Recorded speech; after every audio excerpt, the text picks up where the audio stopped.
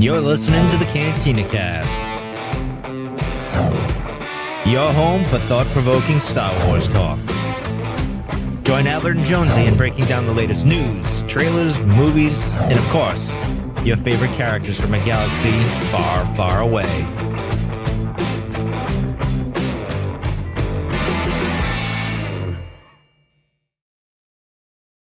Hello, everyone. Welcome to the Cantina Cast. My name is Albert Padilla, and this is episode 597, where we're finally going to break down the Andor Season 2 teaser trailer. More on that in just a second, because I think Jonesy and I are struggling to what we actually call that. But man, this is exciting. This is fun. I cannot wait to finally get into Andor. It's something we've been waiting for many, many months, if not years now. And so to help me kick things off tonight is, of course, Jonesy. Jonesy, welcome to the show. How are you doing tonight? I'm doing well. You know, I was editing Sunday's Patreon show, and we had talked about, you had said, it's imminent. It's like, seems like it's any day now. And then sure enough, as I'm editing, you know, it had dropped earlier that day. And I'm like, man, we're turning this right back around. So good call, Albert, on getting when the trailer was going to Well, no, it's not me. It's just I connected to some people that know things, and I see this, sometimes they post stuff, sometimes they don't, but that's not me guessing. And the math worked. It was like right at 2 months, you know, so you're right in that 8-week period. So we expect it to do that. But you're right. This is a very different trailer for us in so many different ways. So it's going to be interesting to, you know, kind of quote unquote break it down, because it's a little out of left field in some areas, not in a bad way, but just very different for us. Yeah. But before we get started, I know you want to say thank you and some shout outs to some very special people. Yeah. What's not different for us is all the amazing support we get on Patreon, especially our now part of the tribe members. Again, welcome to I've Got a Brad Feeling, name award winner of the week, to join other legendary members such as Alex, Raphael, Danny, Mike, Lauren, Dante, Riss, Jackson, Sharkman, Dan, Daz, Uncle Leon, Josh, Jacob, and Rita Reborn.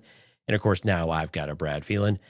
Delusions of Grandeur, our top tier members. Now this is Rod Racing, CJ, Steve, and Rob. If you're curious about Patreon, cantinacast.com/Patreon. Just this past week, we peddled some wares of Albert's holiday haul of some of the things that he got, a few things that we had some in my collection as well.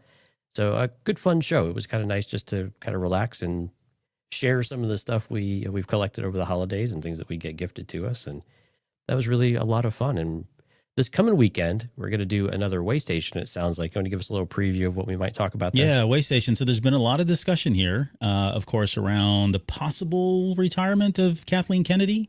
Now I'm also hearing that, nope, sorry, that's not really true. And so we've got some good sources, and we've got actually a really good source that we can't actually say who it is, but that will help kind of clear things up. But I think it's probably worth discussing either way, because I mean, you think about it, it's been about 10 years. Well, it is 10 years now that she's been on board. So it's a fun topic to discuss, and certainly talk about the legacy, and then potentially who could not be on that short list of people that would replace her. So that'll be a fun discussion. And we'll talk about anything else that's come up here recently as far as news goes, but that'll be kind of the main topic for that night.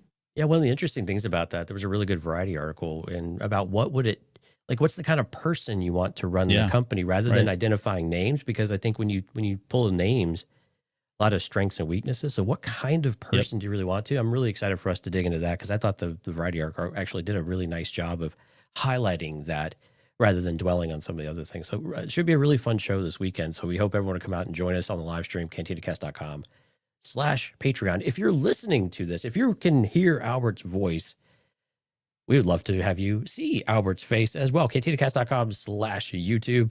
And I want to build you up, man. You're my boy. So cantinacast.com/YouTube. If you'd like to come out and join the live stream, like some of these amazing people: Skywalker's Academy Music Train, JJ Skywalker, My Star Wars Guys, One Up versus CPU, and Alex. So far, we see you folks in the background. We hope you'll come out and say hello.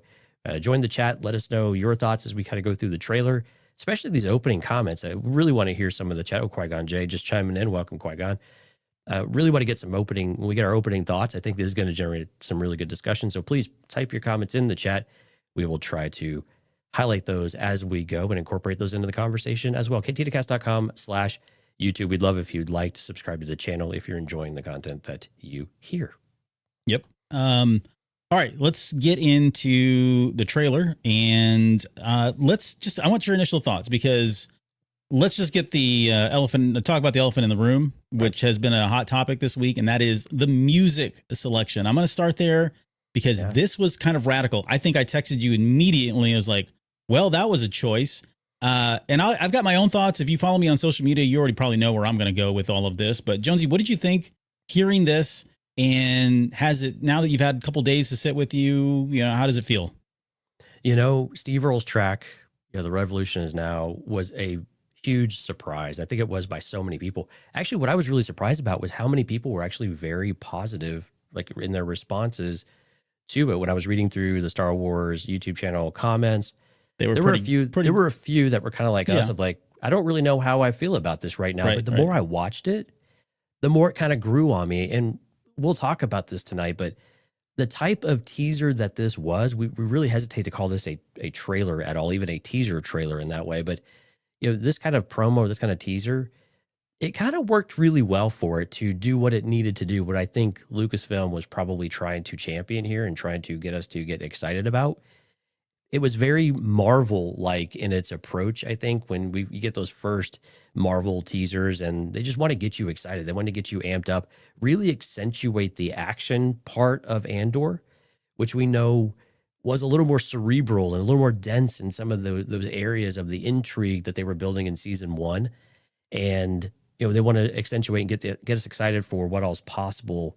And I think what it also kind of shows us is that we're going to have an escalation of conflict. What I like about the soundtrack in particular, though, is that, the revolution will be televised was kind of the season 1 idea. And we've now evolved. We were working in the shadows, and now the revolution is now meaning that we're coming out of the shadows and we are really into the light. I'm using all these High Republic terms all of a sudden, just not even, it's because Claudia Gray liked our video before. Now she's in my mind. But is she, now I'm thinking about Claudia Gray. But no, I like that evolution, though, of saying from a rebellion standpoint, right? Yeah. We're no longer in this secretive thing. Yeah, they're still not quite ready to come out in full force, but we're starting to see that turning point, and this season is going to show us that evolution quite quickly, come to find out, of how they're going to get there to where we get right up to the doorstep of Rogue One. So I like that transition. I like that feeding off of season 1, and it really kind of built off some of those themes and continuing that. I thought was actually a really good move, and the soundtrack in particular, very upbeat. It's a classic track. This is a great track. I'm glad Steve Earle is getting the love. I went over to his YouTube page immediately after that, and for this song, and there were already people in Star Wars like, how long until someone from Star Wars season floods this page? It didn't take long. His views went through the roof. But it just shows you the response, right? And that uplifting, refreshing type of thing that people were talking about. I think you can really get behind that. This is not going to be the soundtrack for the show, right? Yeah, just get that out of your head. Yeah, right. They're going to lean back into the normal, symphonic type of things and our classical type of scores. But I think for this teaser promo type of thing, works really well just to get your attention. And maybe some of those folks that weren't watching previously are now paying attention. And I think that's really what it was supposed to do. Yeah. And I've said this again on social media, but I'm a massive Steve Earle fan. Like from about, I think I discovered him like in 2000 maybe. And I went on this binge of just Steve Earle, Robert Earl Keen, Pat Green, a lot of the local Texas legends, which is of course Jonesy and I are from.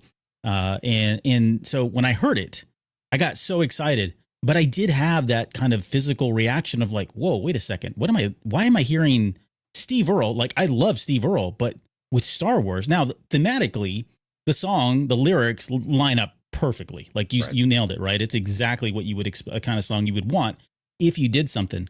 Where I was trying to rationalize this is why would they use that music on a trailer? And what I've really kind of settled in is what you talked about earlier too. I don't consider this a trailer. Like, I don't know that I learned any more from this that I learned in the D23, right?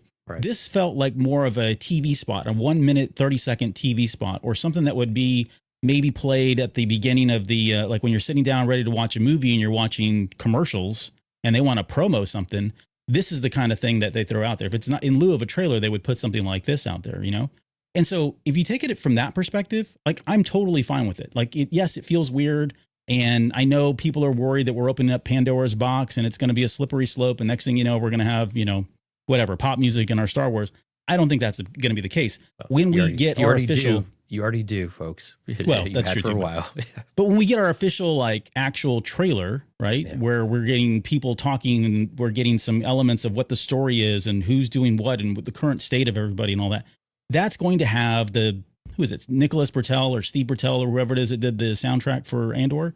Yeah, We're going to get Nicholas that Bertel. music because that music was amazing. Why would they not use it for that? But for something like this, where they're throwing out the quotes and getting you hyped up and almost physically, one of the things I really loved about this was just how emotionally charged this trailer was as it went on. It kept getting louder. It kept hitting harder. People were screaming at the very end, like in, right at one scene after another. And then kind of just culminating in Saw Gerrera of all people, doing what he does best, which we'll talk about here in just a little bit. So I loved it. I really enjoyed this. Again, I don't want this to be everything that we do, but for something like this, and as long as we get a teaser or an actual trailer one, maybe a trailer two, and then the TV spots like we traditionally get, yeah, let's do that. I'm all for it. Yeah, we got some comments in the chat. JJ Skywalker asking the question about Nicholas Bertel, and then Skywalker said coming in and confirming that for us. Yes, he is scoring season 2, Nicholas Bertel. So that's fantastic to hear. Yeah, no, and that soundtrack is awesome. It's ominous. It's eerie. It definitely sets the tone and the pace for a lot of those episodes and some of the moments. It was a standout. I mean, yeah, it very much was. So it was very Star Warsy in that way. Of this is the all-inclusive, story aspect you get of sound design, music, and visuals all on the screen, as well as fantastic storytelling. So it's going to be back. It's going to be great. And we anticipate it being great. But yeah, I'm with you. This was very much a promo and selling the show, right? Trying to tell people, hey, it was critically acclaimed. It was really loved. We really want you to watch it this time, type of thing. Like, and what do you do to get people who are maybe they didn't watch it the first time to get excited about it? You put this kind of rock anthem and you're like, hey, this is kind of catchy. I like that tune. Who doesn't like this song, first of all? And then you start to put these big explosions. And like you said, they kind of crafted this in a way that it escalates as you go. So when you leave that trailer and you're left with, Andor's smirk there by Diego Luna, you're like, holy, you know what? Yeah. I could get behind this. This is what's going to be like. I dig this. Let's give this a roll. Let's give this a shot. And that's exactly what it was intended to do. Like, hey, look how much people love this thing. Now we really want you to come watch it, because we knew viewership was not where we wanted it to be, especially for the expense of the show. So, right. Yeah. Important things for us to get accomplished this time around. Just one other thing on it that I noticed, and this is similar to season 1, but when you take a look at some of these shots, holy wow, everything looks like it's perfectly framed. The color palettes, the color grading they've used, it's just such a high caliber, high mark for television, much less Star Wars, or much more Star Wars, television in general. There's some, like, you can pause just about every one of these frames and it looks like it's been set up like someone's final opus piece of art in a lot of ways. And I know I'm probably being exaggerating just a little bit, speaking in hyperbole, but it is really good, man. Cinematography looks really good. The direction looks really good. It just feels like everything is amped up from season 1. So I just want to call that out. I do want to also talk about, you brought this up, I hadn't even noticed, and this is kind of part of the trailer, but not really, but the labeling of a Star Wars story is back, at least for this release. I don't know if they're trying to do that because they're, I mean, I don't know if that's going to be the thing going forward. Maybe it was supposed to be originally, right, with the movies, but now they're carrying this into the television series, or at least to this show. But what do you think? I love it. I think it's a great add-on to Rogue One, a Star Wars story. I think it ties directly into it, and I love the resurrection. They were really sneaky about it. They didn't advertise this in the teaser, but it's in everywhere on StarWars.com. It's in the thumbnail for the video, and if you just don't pay attention, you just start clicking play, you don't even notice it, see it. And I sent the same screenshot to you as I did to several people of saying, hey, what do you notice here? And in Discord, and people were like, huh, didn't even catch that they slipped that in there. And the reaction was, well, when was the last time we had this? Like, we had to unfurl our memory, because it's been since 2016. Or when did Solo come out? Solo, yeah. 2017, 2017? Yeah, I think so. Yeah, 2017. So it's been, 8 years almost since we've seen this little tagline, and I love it. I think it fits perfectly for what we're doing. I think it ties in with Rogue One directly. We know it will anyway. So why not go in all in? And quite honestly, Andor is a Star Wars story. I mean, this fits that bill. I don't know that this means it's being resurrected to be used across the board, but that Rogue One, a Star Wars story, was so loved and kind of epitomized what was possible with it. And I think even Solo, from an aspect of a character-driven story or specific character, I think this is a perfect fit, actually. Yeah, no, I 100% agree. The last thing before we get into the breakdown, and we are going to go pretty much frame by frame on a lot of this stuff, but the last thing before we get into the breakdown, I do want to quickly mention that we had recent news. So as part of the release of this trailer, they did announce that they were going to be releasing 3 episodes per week. Now remember, it's 12 episodes covering 4 years. 3 episodes is each year. And we've been talking about like, how the heck are we going to cover this? What is that going to feel like? I like this for all as a fan. I'm all down for this. As someone who covers this stuff, I don't know how I feel about it because terrified. We've got to cover now like an hour and a half technically worth of footage in some reasonable time. So we're trying to work through all that. So that aside, though, because we're not going to talk about that right now. Plus all the other stuff that's going to come out that same week, Revenge of the Sith and everything else, right? So I don't know. We'll have to clone be ourselves. A very busy April into May for us. We're hiring, by the way. So if you know anybody, no. But yeah, that is super exciting to kind of see, because I think that makes the most sense, right? You're going to sit down and watch 3 episodes back to back to back, or I don't know. Did they say it was going to be back to back or just released each week? What's the I thought I read it as back to back to back, but now maybe I'm second doubting myself. Either way, at least we're not going to have to wait, 1 week before we see part 2 of year 1, and then wait another week before we see part 3 of that same year. So I like this. I think it's a really cool approach. It's very different. But again, it's Disney Plus. It's their own network. And we're kind of in uncharted territory with a lot of this stuff. So they can kind of do like this or 20-minute episodes and then a 40-minute episode. And there's just really no rules here. So what are your thoughts, I guess, on the 3 feature format? Yeah, there's some questions, I think, when you talk about length of the episodes. Are they going to be this 35 to 40 minute, or are we going to trend a little bit shorter? So this ends up being closer to an hour and 15 minutes for 3 episodes, maybe maxing at an hour and a half, maybe not quite feature length films every week, but something, close to that. And JJ Skywalker was saying something similar in the chat.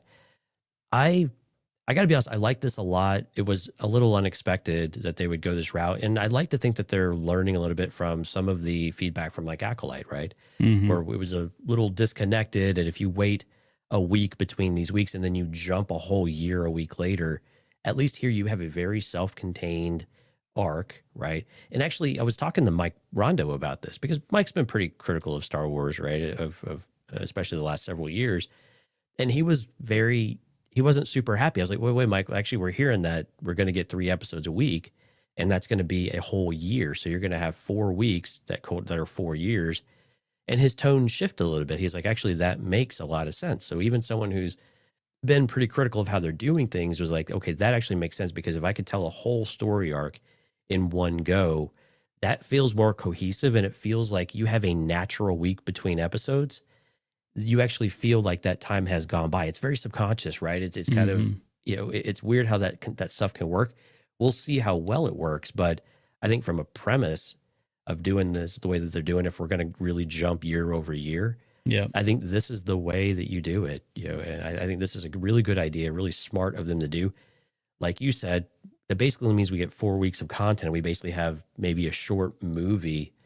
It's like an EP every week almost. You have like a short movie each week for 4 weeks, which, for you and me is going to be a little bit challenging. But, I think from a viewership standpoint, this is a great move. I like this a lot. JJ in the chat said the same thing. We essentially get a film a week with Andor. I'm almost thinking too, like, and sorry, I know we're probably getting off topic here. Reader, if it works for Gilmore Girls. You can't argue with Gilmore Girls. Yeah. I missed that show. Charles lost my train of thought here. Oh, so Lorelai will do that to you. Yeah. Well, we're going to, I suspect that we're going to get some kind of release in the theaters, right? It's been very consistent with the Disney Plus television series. This is going to be an awesome, like you think about it, we're going to go sit down potentially for the first 3 episodes in, an hour and a half at the theater rather than just the 220 minutes or whatever. I'm down. So again, that's just conjecture on our part, but if the pattern holds, we should expect them to do something similar to that. Whether that's going to be open to the public or through Fandango like they did last time, to be determined. But man, jump on this if you can, because that's going to be pretty exciting to actually get witness in the theater for the first time, and especially showing all 3 back to back if they do that. That would be so sweet. I really do hope they go that route.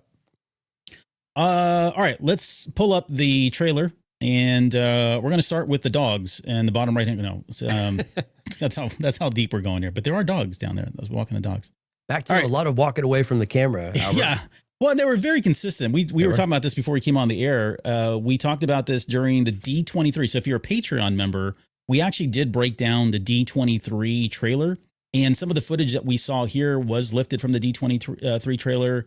There's, I think when you pair that up with this, it makes a lot more sense contextually. But in that D23 breakdown, we did talk about the fact that this is very similar. This was lifted from season 1, where in those teasers and those trailers, it was a lot of Gilroy sending people walking away from the camera, and then they, very rarely came at the camera, which was something we had in this one a couple times actually. But that is a stylistic thing, and I absolutely love it. But there's lots of examples, and we're opening one here with Andor kind of walking towards what I'm calling the event. We called it out in the D23 one, but there is something that is happening here. In fact, when you see him at the very end here, you can see the protesters, and we had suspected that these protesters might be coming from the lower levels of Coruscant, rising up against the Empire. They're being taxed, or there's something that they're not happy with, right? And you can see the guys there on the right-hand side. They've got the flags there, and they're about to come up there. You had this like sinister theory that Saw Gerrera had somehow got these guys to go up there and protest at this event because he was going to do some kind of a terrorist attack, which we'll see in a second, which now, the more I've thought about it and slept on, I'm like, man, that's very much what he would do, unfortunately, but that's super exciting as well, right? Yeah, I mean, the partisans and what they're going to be, how active they're going to be, and that we see Saw Gerrera later in the trailer or in the teaser, it just seems like it's just a natural fit of, we know all hell's going to break loose. Andor is holding it back here with something in it. So what might that be? Is it just explosives? Is my guess. Yeah, that seems to be a natural fit. So we'll see what it is. I mean, he's got his perfectly coiffed hair, it looks like. So, whatever he's coming from. But I think, I mean, this is definitely setting up. You feel the tension, right? But yeah, you'd see the outdoor amphitheater style architecture and everything else. So this is all very consistent. And it seems to be in the preamble to what all that's about to happen. Yeah, we'll come back to this in a little bit too. I think the only thing that's I don't know. You can see one of the guys here on the stairs. He's got that flag that we saw coming in. The guy right there on the right-hand side. He's right here on the ground holding that same flag, that protesting flag. Oh, that didn't last long, did it? No. And so this is, and again, I don't want to spend time on this now as much because it's something we'll continue to discuss, especially once we get the trailer and we get into it. But this, I think what we're going to see in this season is, Saw Gerrera is a great resource, but I think Andor is going to quickly realize that, okay, there's a clear line and there's a clear distinction between the methods and the approach to what a rebellion looks like. On one hand, you've got like the Mon Mothmas, and yes, the Empire sucks and they're going to do everything they can, but they're still going to keep their humanity about them. You've got somebody like Saw Gerrera who is okay as partisans, and we know this from books and past history, right? He's okay taking, cracking a few eggs if he needs to, and you can see it here. You've got innocent civilians down here that are just laying there dead on top of the stormtroopers, right?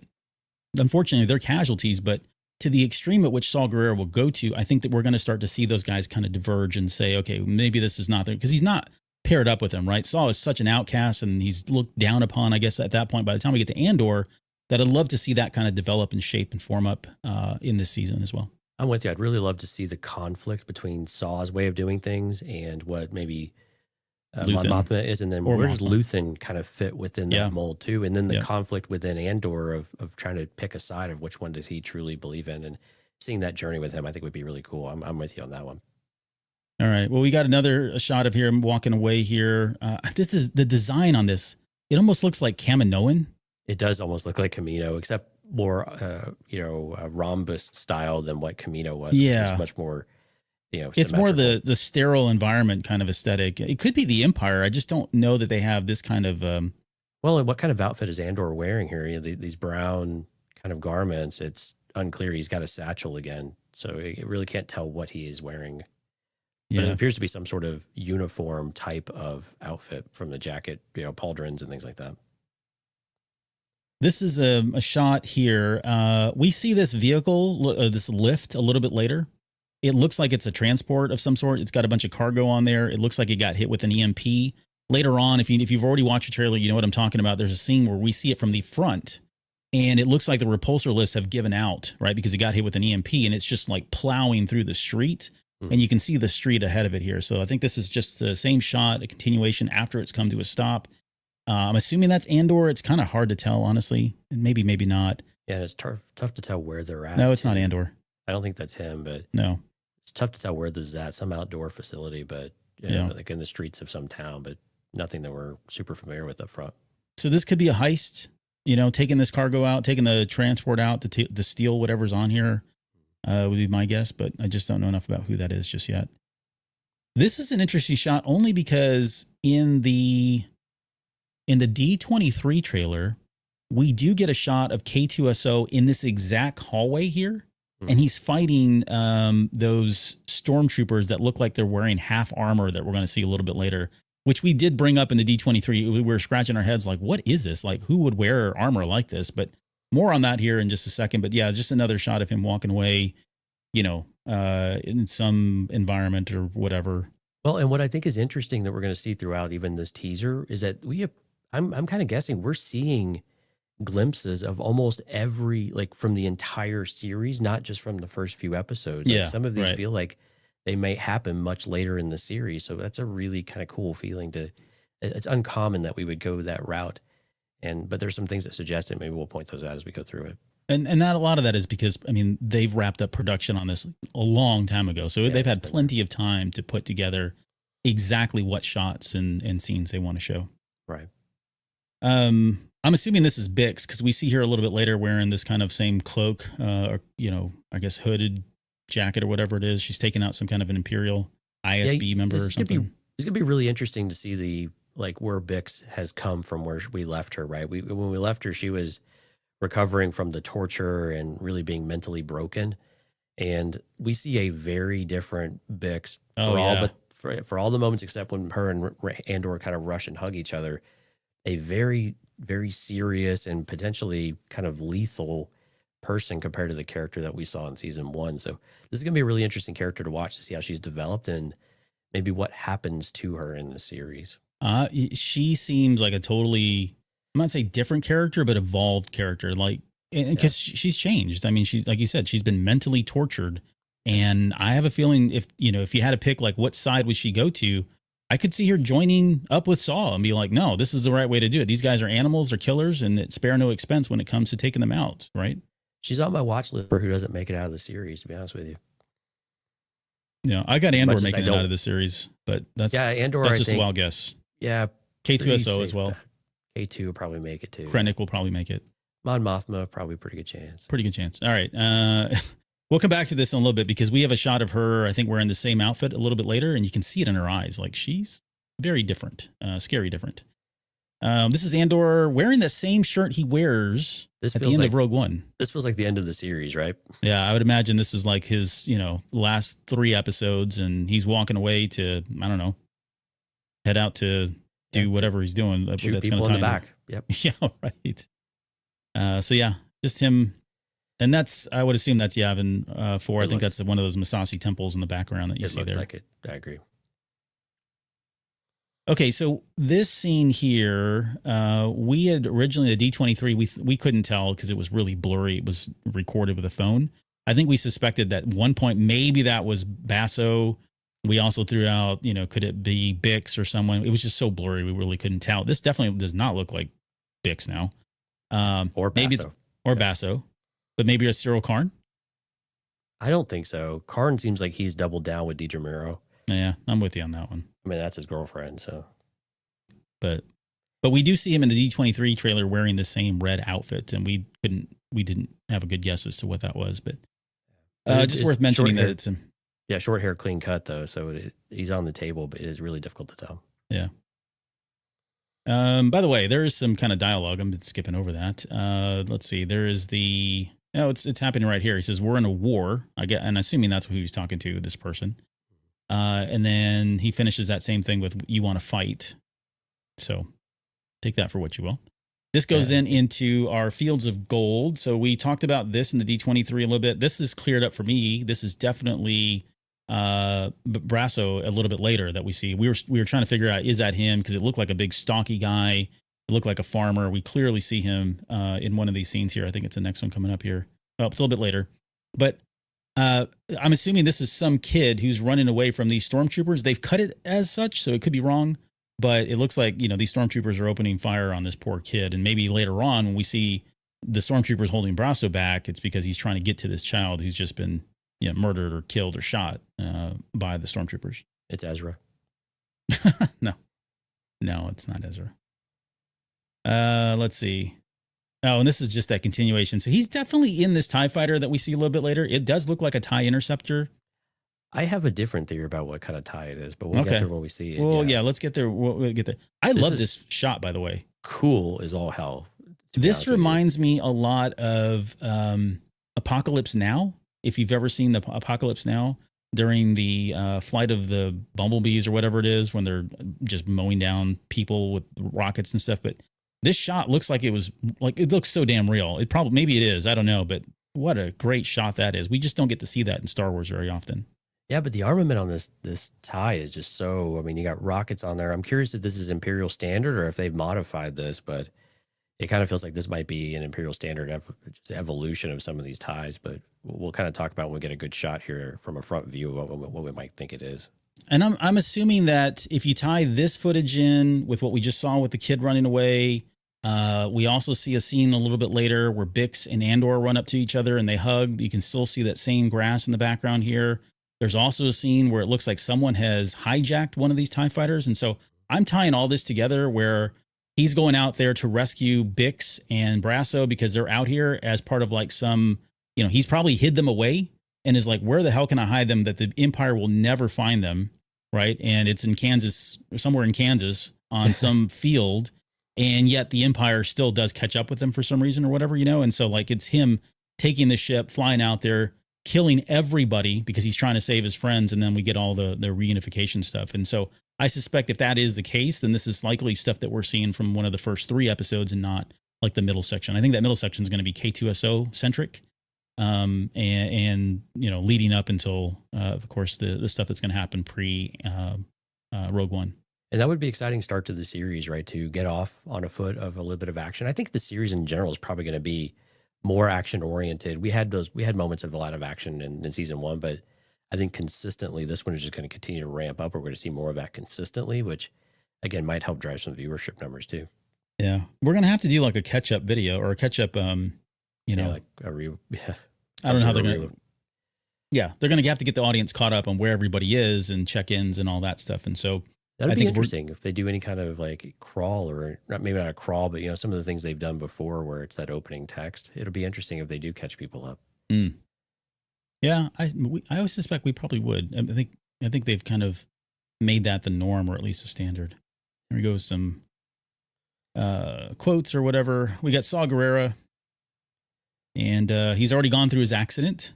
So he's got all the armor on, the breathing apparatus is there with him. So we won't get filled in. Maybe we will. I don't think we are. It's covered in the books. If you ever want to know exactly how all of that happened, it's in the books. You can read those.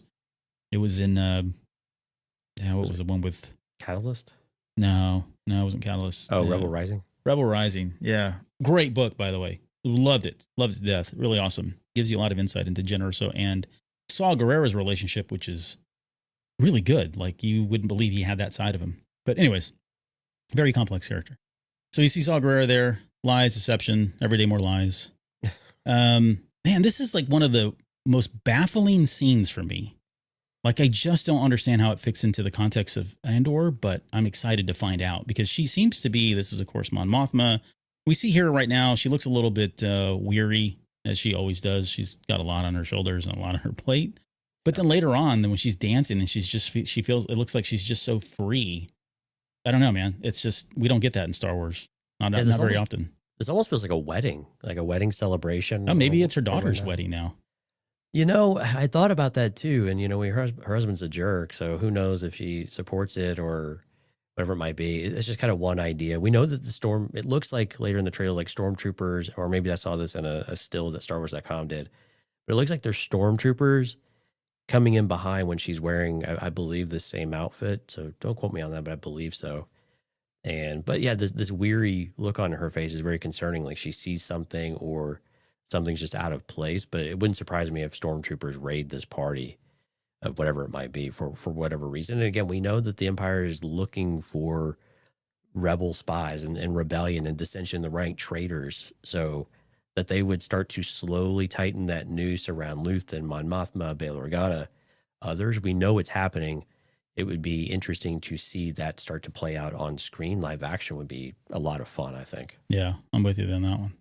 There you go. My Star Wars guys, I thought it was the wedding as well. Let me hit the comments here. Alex says costume design is top notch. Yeah, we haven't really even talked about that or touched it, but yeah, it's if it doesn't win something, that's going to be a travesty. One Up versus CPU says she's undercover happy. Yep. that's a new one. The new one, but definitely on spot. And my Star Wars guy says I thought it was the wedding. So that would make the most sense. Because I mean, if she's going to be happy at any point, maybe it's that. I mean, even though she's not really excited that who she's marrying, but Right. She's going to take one from the team. But it would explain like this really out of place, jovial party and stuff. And again, Chandrilla has a lot of culture to it, so it might be kind of interesting to see how they bring that to life on screen. Yeah, this could be just you're right. Like we had the Chandrillan, what was it, practices or customs, right? So maybe this is another custom that we're seeing here. So she has to do it. Put on a happy face. And we like to dance in Star Wars now, so it's great. Yeah. Luthen making hot dogs, I guess, or something. I'm not sure what he's cooking. Steaming some mac and cheese. Some mac and cheese. He looks a lot older in this one than he did in the first one, but I guess it has been a couple years. You try running a rebellion. Here's the scene I was talking about. This is the walk away explosion behind you, like no big deal kind of stuff. I had to ask you. I was like, that's Bix, right? Because it just doesn't, it's not the same character, She's just very serious. Everything's obscured. The hood's on there. It looks like she's got this overcoat like we saw in the other image that we thought was her shooting the trooper or the officer. Yes. But very serious. And as Andor just kind of pulls a Joker and clicks the button as he walks away. Right. And not an F was given, right? And they're just kind of slow, like nonchalantly walking away, like nothing just happened. So it would be interesting to see who they killed or who died in that explosion. Yeah, what was the target? What was the intent? I mean, that's always the interesting part. Like, what are they targeting? Is it the small potato stuff, or are they getting bigger? Or maybe that's some of the conflict too, because we know Saul Guerrero is always much more about, hey, we need to make the big hit. Make them really hurt. Right. This little piddly stuff, the peppering them here and there isn't effective. We'll lose that fight.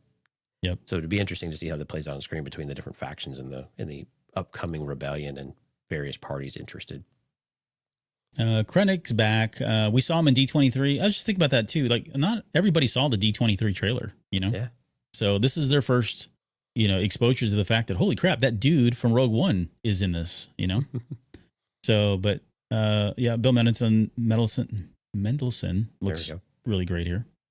He does. His voice is just so rich, and again, this is quite the party. He says, well, yeah, what a swell party, as he's watching the construction of the Death Star.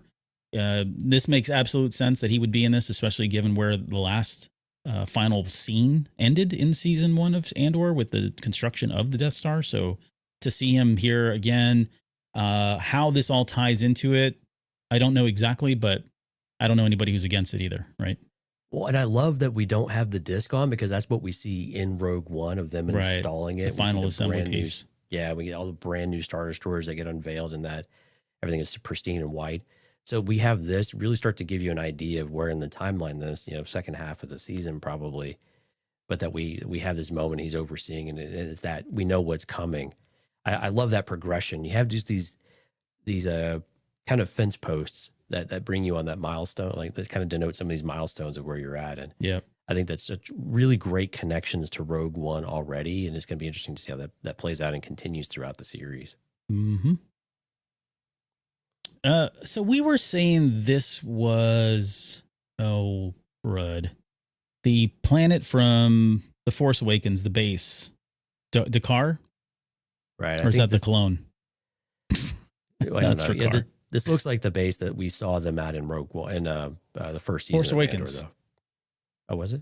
Well, I'm saying when we so let me back up. So when we broke down the D23, we saw a shot like this, and we're like, oh my god, that's probably Dakar. What's the name of the dang planet? I'm drawing. Sorry, I thought it was Dakar. I think you're right. Dakar, right? And we were thinking, oh, that'd be kind of cool, right? Like that was the Resistance decided to use an old base that they had around back during the Rebellion era and, repurpose that, because why would the Empire think to ever look there? The more I look at this, though, I'm wondering if this is not that and actually just more footage of some angle or some other section of Yavin 4. Because I say that because we have this shot here of the X-Wings taken off. You've got this is clearer now. We couldn't tell what that was in the initial trailer. That is a Zagarian shuttle. Like the Zagarians with the light whips that they use, right? Yeah, the slavers, yeah. Yeah, the slavers. That's one of those ships there. So how they got it, I don't know. But the fact that we've got all these TIE fighters, and I say there's only 2 right now, but if you go like to the last frame, look at that. They just pop out of nowhere. Yeah, there's 1, 2, 3, 4, and I think there's one more here on the left. 5. Yeah, there's 5 and no 6. 6 total. You get one that pop up, yeah. Yep. But they're all taken off, and we see a shot like this a little bit later where they jump into hyperspace. So, they may be going to a mission or whatever. I guess the point is maybe it could be the same planet that they were using for the Resistance, or maybe it's just another angle of one of the temples that they're using. I don't know. It's not really that important, but I love the framing of this too. It's got this poor dude just sitting here dead too. I mean, it's how we open the shot. Like, okay, what the heck happened here? Exactly. And again, this is all Saw's crew, right? So the black and white X-Wings, we saw these in the previous season as well. So it's all very consistent of where he's getting these ships. But again, it's like, how do these play out? How is he getting these resources? And then how does the rebellion start to accumulate some of this stuff too? Are we going to see any of that? Are some of the questions on my mind. Mm-hmm.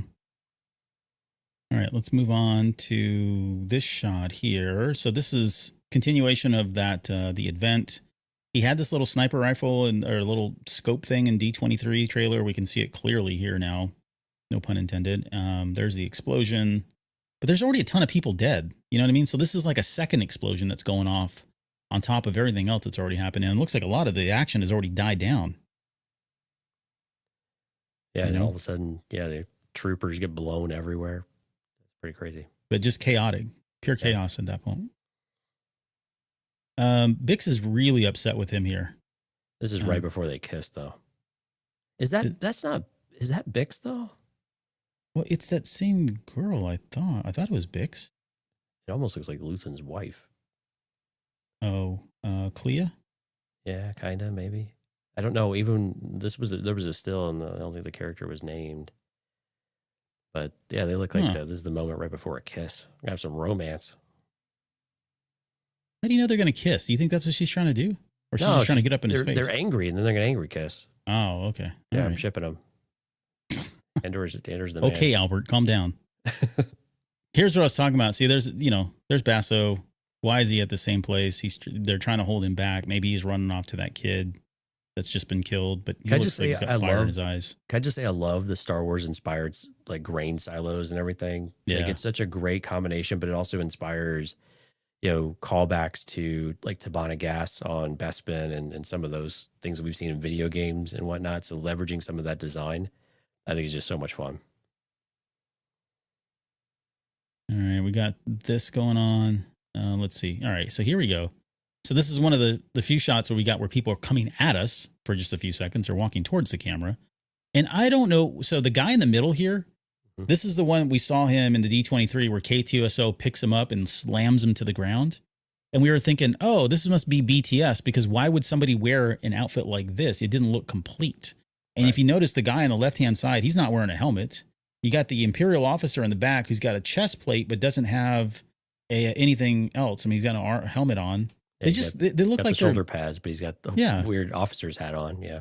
So it's just puzzling. And the guy on the right hand side here doesn't have a helmet on either. So I don't know if they're like some kind of special ops team where they've got, stormtrooper armor on, but they don't really do anything else because they don't need to. It's just a weird thing, but this is definitely footage. And so to go back to D23, we were, it's back behind the scenes. No, that's just really what it looks like here. So at some point they're going to run into K2SO because we've seen that happen now.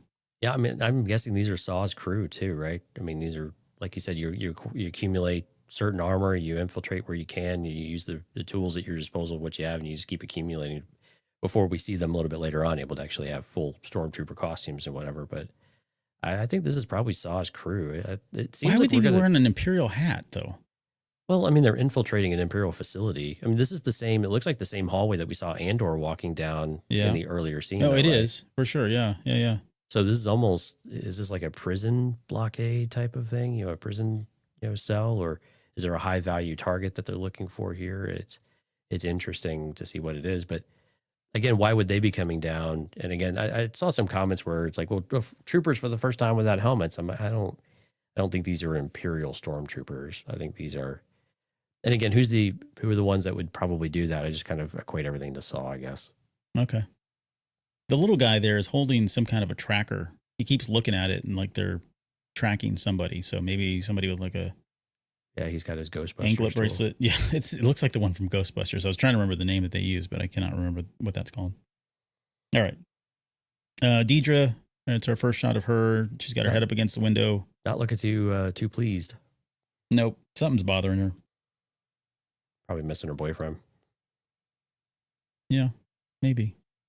You can see that stormtrooper guy coming around the corner, and it looks like one of those guys. Like, it doesn't look like a full set of armor. You see that? That is in the background. Yeah, what is going on? Don't know. We got Krennic giving us his little eyes raised eyebrow. The guy in the back with the blue regal, I don't know, royal kind of outfit on. We see him a little bit later. So Is this Mon Mothma on the left? Well, I suspect it is, but I haven't seen her wear those earrings anywhere else, and really all we get is a blurry profile of a character. It almost looks a little like the cheekbones. I mean, she's got very prominent cheekbones, and I don't know that Mothma has that now. I don't either, but I do like the idea of Krennic and Mon Mothma crossing paths. I think that would be really neat. Okay, here's the money shot. All right, so this is...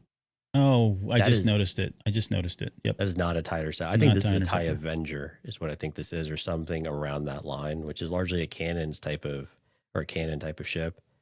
But this looks more akin to a TIE Avenger. And for those maybe not familiar, the TIE Avenger was basically the next iteration of the TIE X-1, like the advanced starfighter that Darth Vader flew. This is like an amalgamation of that. But you see the rocket launchers all over it. It had hyperdrive. It had shields. This was a predecessor, I believe, to the Defender, but just another one of these, super advanced TIE ships that was just indestructible. So I imagine this is kind of a one-of-one type of ship in this point. Not able to reproduce these massively yet, but this would be a huge score if Andor Company have stolen it. Yeah, which I suspect they have. Like, this looks like... I mean, yeah, clearly they have, right? It seems like, but... Opening fire on these stormtroopers. A little bit later, we see him just... like he can't get out or something. He's just smashing that fighter into everything, and the whole place is coming down kind of all around him. So I'm guessing this is the actual, hijacking of the ship, right? Right. He gets it out. But this ship design is really, really cool looking. There's a behind the scenes shot of it too over on StarWars.com. Everyone should go take a look at, where you can kind of see Diego Luna in the front of the ship. And of course, there's no shield on the front of the windshield, just how they did all the filming when he's in the cockpit. And you get a little bit better view of it. It's really neat how they did that. But man, I love the ship design. It's so big and bulky and armored. It just feels more aggressive, and it's just very fierce in many ways, and severely heavily armored. I mean, or armed rather. Yeah. Just the way that this thing is just on a whole nother level of anything so it makes sense that they would have, this would be one of the missions, right? We understand the Empire has developed this TIE, and we need to go and steal this thing because it will completely ruin everything. Right. It'll be a game changer. Much like the TIE Defender program that Thrawn was doing. Yeah. Do you think we're going to get a Thrawn name drop though? I mean, I think it's very possible, honestly, especially since Krennic is around, and we know that there's that kind of rivalry, and there's the allocation of funding. They're vying for the funding for his program versus the Star Destroyer, right? So, or not Star Destroyer, the Death Star. I think it makes sense. I don't know that we'll get anything more than that, but yeah. I would love to get just a name drop of Thrawn and the TIE Defender program, that they're competing programs too. Again, Empire just not able to quite get their stuff together about which direction they want to go. But love the ship design. This is just so much fun. All right, we go to this is the scene here where she's kind of spinning around. I mean, she looks happy, right? Doing the little dance thing. And so Chandrillin custom, she throws her hands up. Everybody else throws their hands up. Wave them around like they just don't care, kind of thing. This is, okay, so I know, not a big deal. I don't know that we've ever seen this in Star Wars. Think about this. You have two ships. Mm-hmm. One ship takes off in hyperspace. The next ship follows it into hyperspace, and then we go right into the whole thing, the tunnel. Yeah, I'd have to think about that one. I don't know. Anyways, it's a cool shot though when you watch it in like real time. Watching that guy take off and then that one zip it right in, goes right back into the hole there. But there's an R5 or R2 unit back there. This is an X-wing. Can't tell if this was. Sorry, let me go back. Was that one of Saul's? Yeah. So this is the Zagarian ship, the shuttle that takes off ahead of it, right there. Yeah, this seems to be the continuation of this. Yes. The scene where they take off. Yep. Yeah. Okay. Got to the bottom of that. We got now. It's the paparazzi shot. Yeah, I love the design of this thing. It's just so much fun. Like the rotating camera and the little ring lights kind of thing on it. Just the flashes going off. Yeah, portable paparazzi. And again, there's the guy in the blue robes you were talking about before. And that does look like Mon Mothma. It does now. Yeah, same earrings, by the way. And I think that's Perrin on the right, her husband, her jackass of a husband. Yeah, I think you're right. With that mullet. That's a cool take, though, for Star Wars to have a little paparazzi kind of thing like that. Yeah. But it kind of it leads you to the question, is it a wedding or is that some sort of other ceremony or something going on? But anyway, we get to the real good stuff here with K2SO. Yeah, some droid. Never heard of him. Well, presumably it's K2, right? No, yeah, it's got to be K2.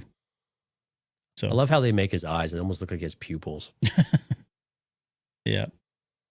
There's some cool stuff in that D23 one. There's a lot of Alan Tudyk and, out of costume and just some of the BTS stuff that they showed. So this is a great shot here of the stormtroopers running. This is what I'm talking about. I mean, look at just the framing of this shot, right? The angle and the lighting.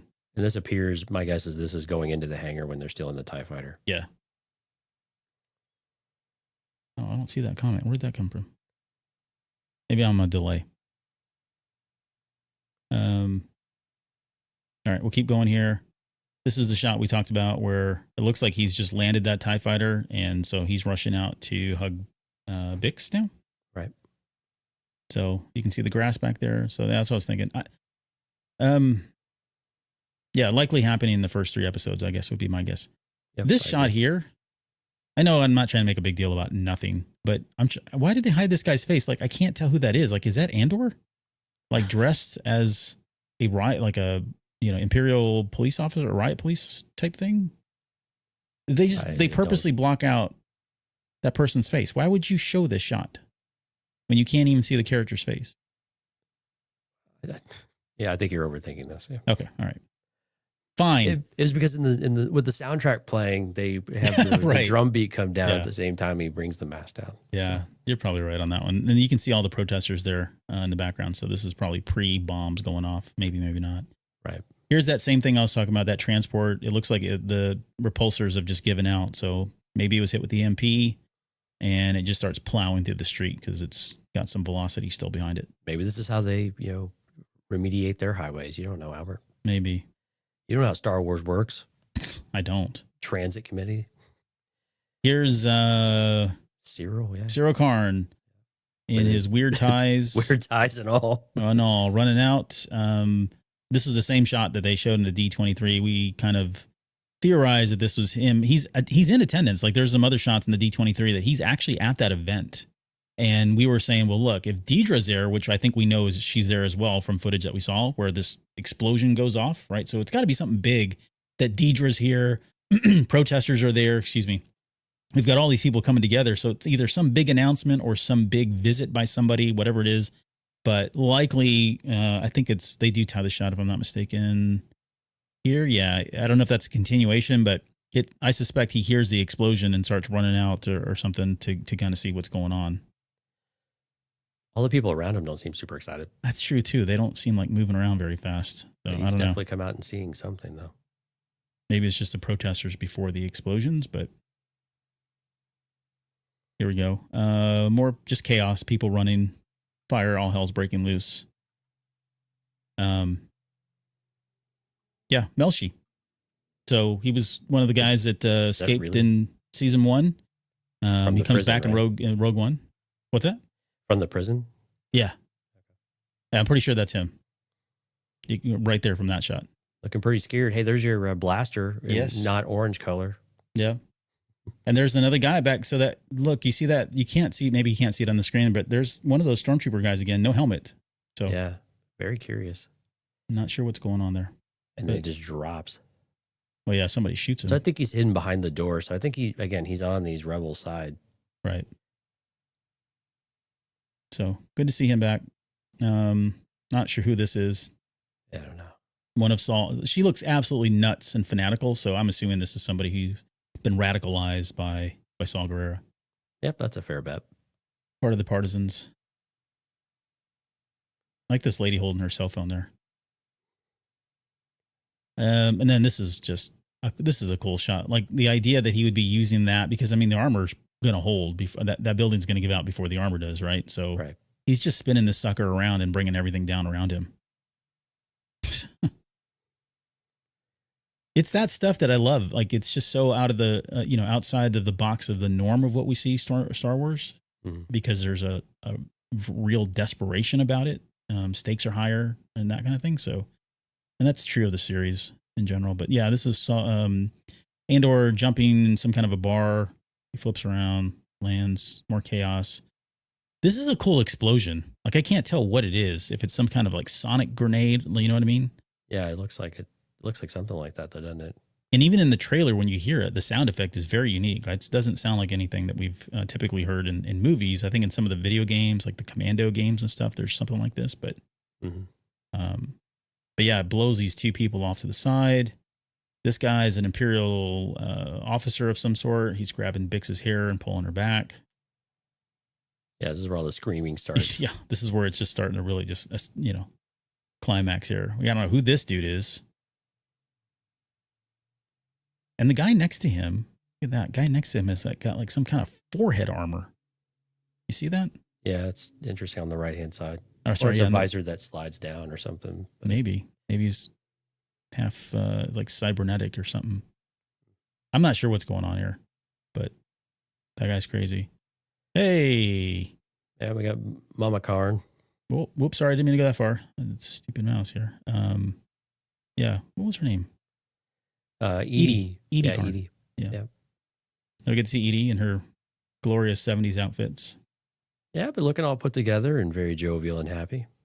I can't wait for her to show up. I love that character. But who is she speaking to, though? I've got questions about what they're trying to do or where they were going with all of that, you know? Yeah. This almost looks like Andor, though, on the left. Like his trench coat or jacket. Maybe it's Cyril, but... no, she wouldn't be that happy around Cyril. Come on. Yeah, that's true. Not unless he was eating his He cornflakes. hates that dude. Yeah, it's tough to tell who she's actually talking to, but... Somebody she probably feels has money, wealth, or power. That's usually her or influence, yeah. you know? But, yeah, more screaming. This is, again, at whatever the event is. And then we get Saul Guerrero screaming, "You're here, you're right here, and you're ready to fight." And someone's pulled him close in, right? But he's doing what he does. He's playing into the emotions of people to get them radicalized and to join his effort. And so this is very on point and in character for somebody like Saul Guerrero. Yeah, especially in the moment, right? When you need someone to you do whatever it has to get them amped up and get that adrenaline flowing, right? Just so you go out there and start doing things you wouldn't normally. Maybe you're having second thoughts, and if you just get amped up enough, you'll go out there and run it, and then you're probably going to be fodder. And again, Saul doesn't necessarily care. There will be casualties, like you said earlier in the show.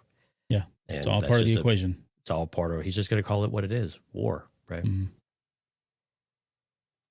We get our title card with a Star Wars story down the bottom right corner. Look at that, yeah.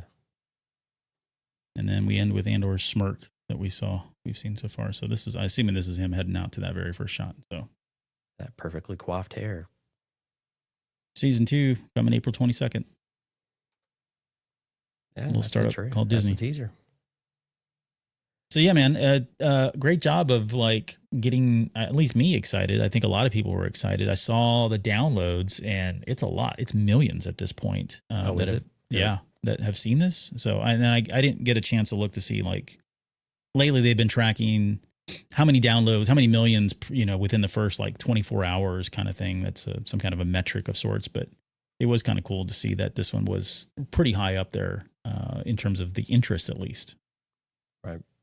And there's a lot of people, like, this is a series that, when you talk to Star Wars fans, like, yeah, it didn't get it wasn't pulling in the numbers, like, from the general audiences. But when you talk about the core audiences of Star Wars, and I'm including both everybody from the Phantom Menace to the good guys and everybody in between, it seems consistently a show that people like. And there is some feedback of, oh, it's too slow, and I never got into it. I dropped out in season, episode 2, episode 3, and I totally understand that because it is very different. But I think for those of us that have stuck around, even the most cynical critics can recognize the quality that's here and just how different and how far set apart this series is. A lot of what we saw in this trailer is exactly that. Not a surprise. I think we were predicting it was going to be just kind of a lift and shift in terms of that quality and caliber, because everybody that was behind it is continuing on, and it just seems very cohesive. So I don't know, man, this is pretty exciting. I cannot wait for us to get an actual trailer and start understanding where this story is going and what story they have to tell over the next 4 years, condensed into 3 episodes. And that's an interesting question. Like, how do you put together a trailer that has kind of story elements to it of something that takes place over 4 years? Mm-hmm. As an actual intro to the show. Right. That's going to be interesting to see how they do that. But I like what you were saying, because I think you're right. The consistency of what we see in this kind of promo or teaser with season 1, the consistency is there. The visuals there. The color palette is there. These kind of muted tones where it's necessary are all there too, right? And just that feeling. And again, we're not really getting it's interesting to watch it without the music, right? Because you do get a different appreciation for it. You pay attention to some of that stuff a little bit better. You're not distracted by the music and trying to equate that into the overall picture. But seeing that, you really do feel that consistency, and that, that it is still on that same trajectory of what we had in season 1. And that continuity is really, critical for us to feel like it's still the same show. And again, some of the concerns I've had in the past feel like I'm feeling like better about it. And again, we'll see what some of the subsequent content looks like over the next several weeks. But I think first impressions are really good. And again, like you said, we just need to get people excited about this show. The critical acclaim, the quality and the content hasn't really been the problem necessarily. Yeah, it's maybe a little more intrigue than people are used to, and maybe not what they like with Star Wars, although the original Star Wars was a little like that in some ways. I would agree. Yeah. But, that feedback hasn't really been the problem. It's just getting people to find it and to watch it and tell other people about it and watch it timely and kind of drive those numbers. So I think that's going to be the part that this type of teaser does a good job. And it will be interesting to see as the media blitz comes, in the next 4 to 6 weeks in particular.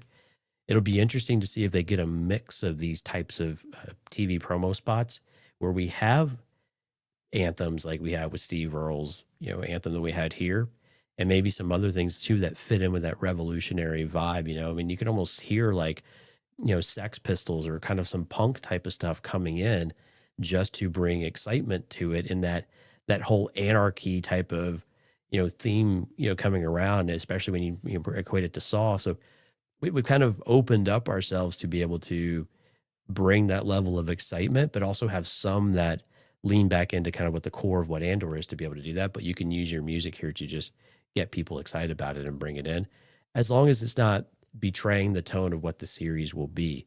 And that's the delicate balance you have to have with some of the stuff. If you really lean heavily into that, yeah, you kind of got that short-term reward, but if it feels different, you could turn people off really, really quickly. But these people do this stuff for a living, and they find that balance somehow of understanding what people are getting into. And I think many of us, especially people who are getting referred to the show, would be able to set up like, yeah, that's not really the tone of the show necessarily. It's a pretty serious show, but yeah, it's exciting because we're going to see this emphasis and this ramp up of all of this rebellious type of activity that is going to be fun and interesting.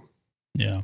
I think if they want my suggestion for if they want to do this again with music, contemporary music, anything from Rage Against the Machine would fit in nicely here. Very different, but thematically, again, you've got people yelling at the government. And so, yeah, go with that.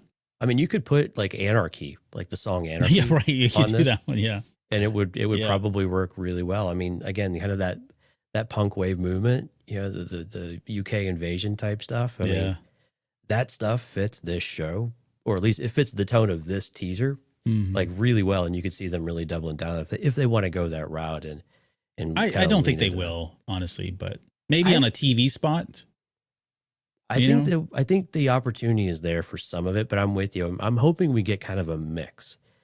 But will that feel weird? We'll have to just kind of see how that plays out if they do decide to do a mix. But I think it's open, and I think it would still work and not betray the tone of the show. Yeah. Killing in the Name of by Rage Against the Machine. That's a great one. Definitely have on there. Fall Asleep Fast. Hey, says, just jumping on to say hi, but I have Andor as the best thing about Star Wars for me these days.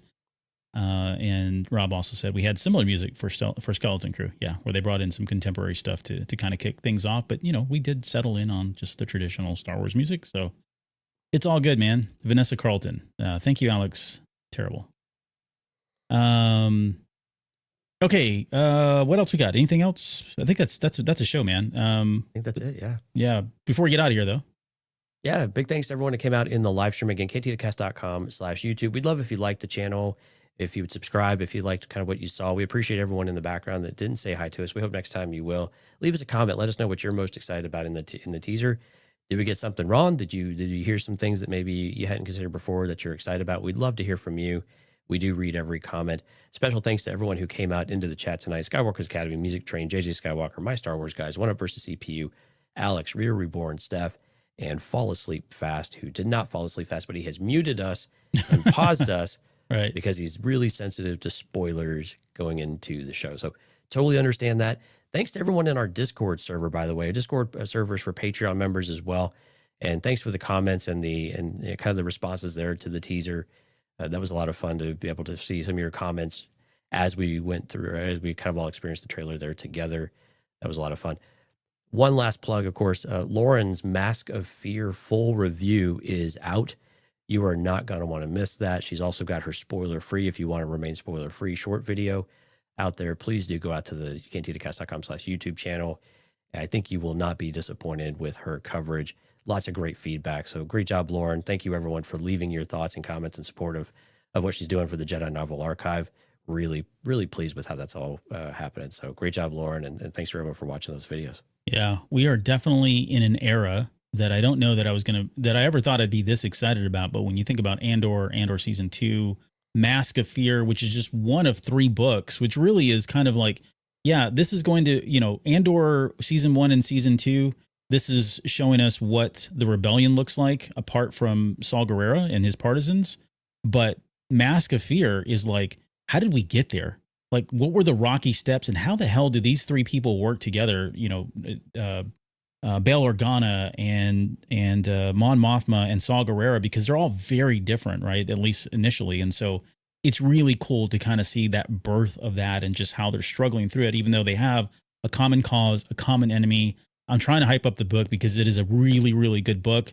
It almost reads like an espionage kind of thriller book, which we really haven't had a lot of in Star Wars, quite honestly.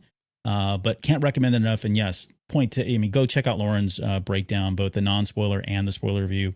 It's a great time for celebrating this era of Star Wars, especially with all of that. So, okay, don't forget, Sunday we'll be back, and we're going to do a way station. We've got some Star Wars news, but the big kind of lead is going to be the whole Kathleen Kennedy. Is she leaving? Is she not? Why would she leave? Who would replace her? We're going to get into all of that, some speculation and kind of our own thoughts and opinions on that. So, Jonesy, anything else before we get out of here tonight?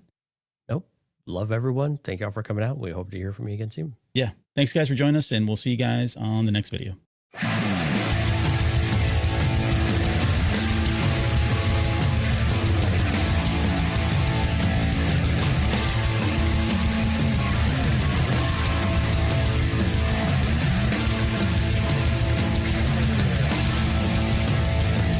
You're still listening? Wow, that's amazing. Well, I'm here to give you the disclaimer. Normally we do a big, long, drawn-out disclaimer thing saying what's what and who's what and all that other stuff, but I think you guys kind of know that Lucasfilm and Disney have no affiliation with us at all, and we have none with them. We talk about Star Wars, which is their property and all that other good, fun stuff, but I think you can tell which is our stuff and which is their stuff. If you can't, well, then send a lawyer to send an email to me, and I'll be glad to chat with them. Other than that, you know what's what, so that's your disclaimer.